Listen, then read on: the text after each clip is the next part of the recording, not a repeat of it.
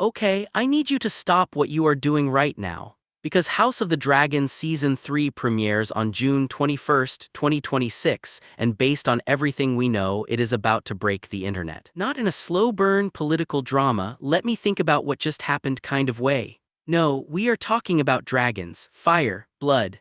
A naval battle so massive that the showrunner literally called it, and I am not exaggerating here, arguably the craziest episode of television ever made. Ryan Condal said that, the guy who makes the show. He compared it to Helm's Deep from Lord of the Rings, Helm's Deep, in episode 1, they are dropping that on us in the first episode. So today, we are going in deep.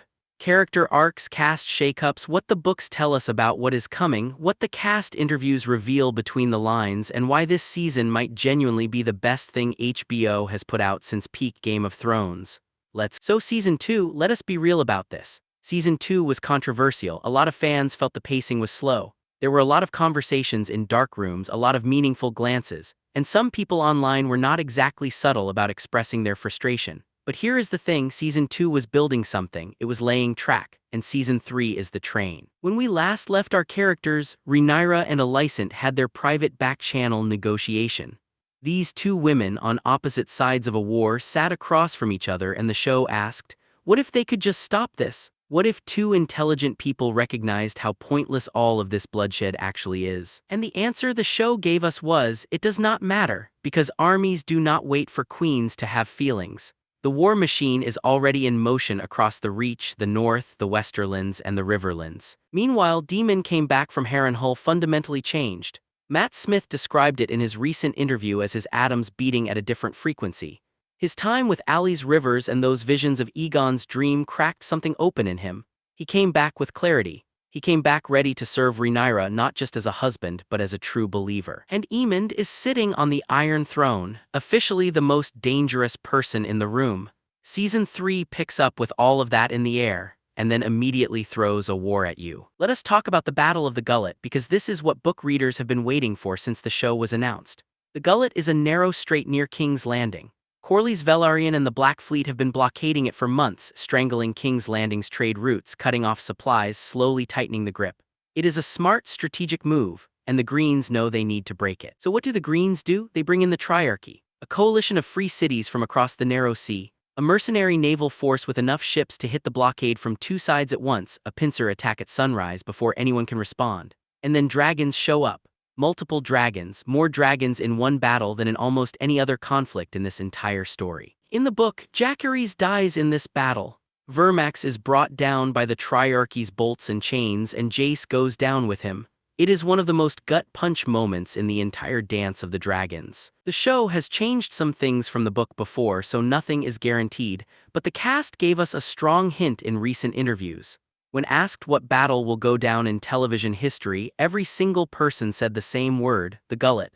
One of the actors said, quote, I have genuinely never seen anything like it. And Ryan Condal confirmed to Entertainment Weekly that the premiere episode opens with this battle.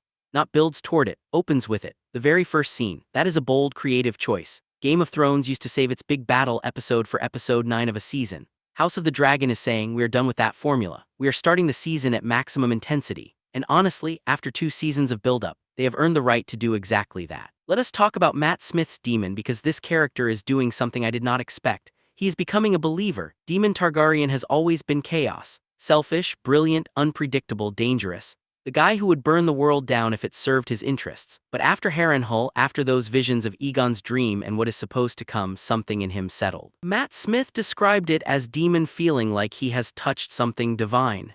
He came back with a religious conviction that the prophecy of Aegon's dream is real and that his purpose is to support Rhaenyra in fulfilling it. Think about what that means for the character. Daemon is no longer fighting for power, he is no longer fighting for himself. He is fighting for something he believes in for the first time in his life, and he just misses his wife. Matt Smith said it plainly, he wants to be about her, he wants to serve, Daemon Targaryen wanting to serve. That is a bigger character shift than anything that happened in Season 2. And it sets up what the book promises is one of the most legendary moments in this entire saga, the showdown above the God's Eye between Daemon on Caraxes and Aemond on Vhagar. We will get there. But that is the arc, Daemon going from chaos agent to true believer, and that belief leading him toward the most audacious act of his life. Now let us talk about the Greens, because they have a problem. And that problem is that their two most important men hate each other. Tom Glencarney's Aegon survived Season 2 in terrible shape. Burned, broken, his dragon Sunfire wounded. He fled King's Landing while Aemond consolidated power, and Season 3 finds him at his most angry and vengeful. Tom Glencarney was asked in a recent interview, who does Aegon want revenge against more, Rhaenyra or Aemond? His answer was fascinating. He said they are in two different leagues but at the same level of rage, but with Aemond specifically there is something deeply personal. Cowardly is the word he used, because Aemond did what he did when Aegon was completely helpless, when he could not fight back, when he could not defend himself. And Aegon is the kind of person who remembers everything.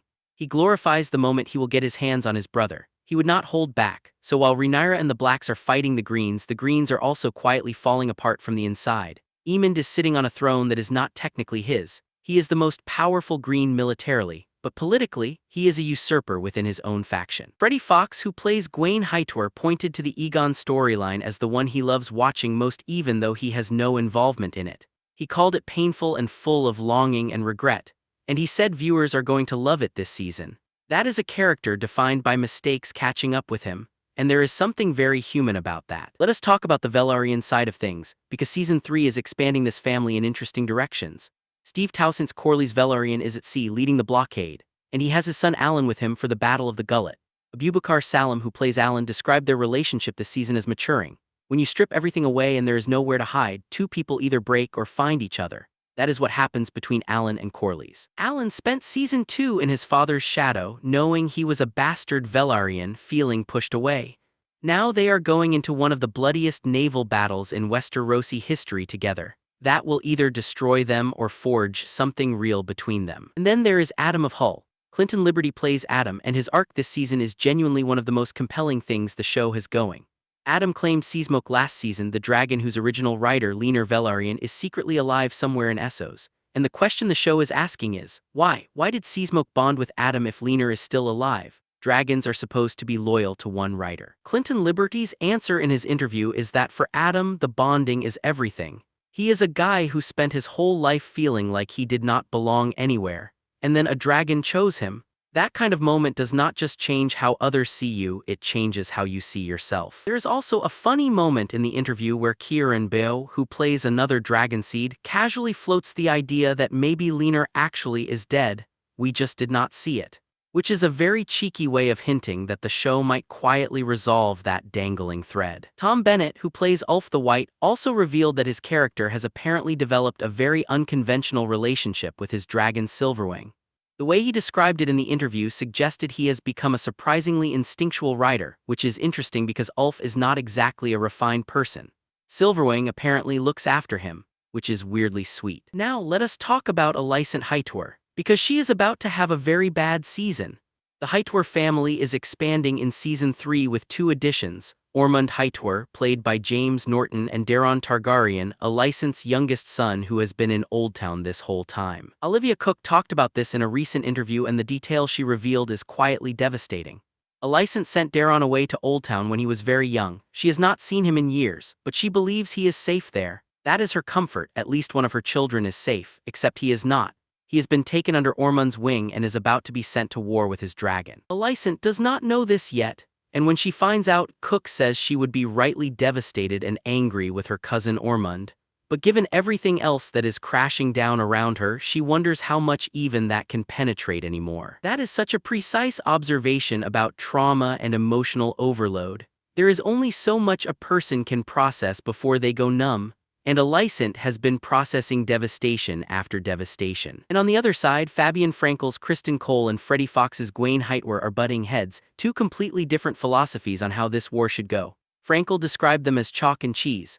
Fox said their relationship becomes very strained, tested to breaking point. And he hinted that their conflict is not just personal, it is ideological, what is worth fighting for and what is not. Now, a quick note, the show has changed things from the book before and it will again.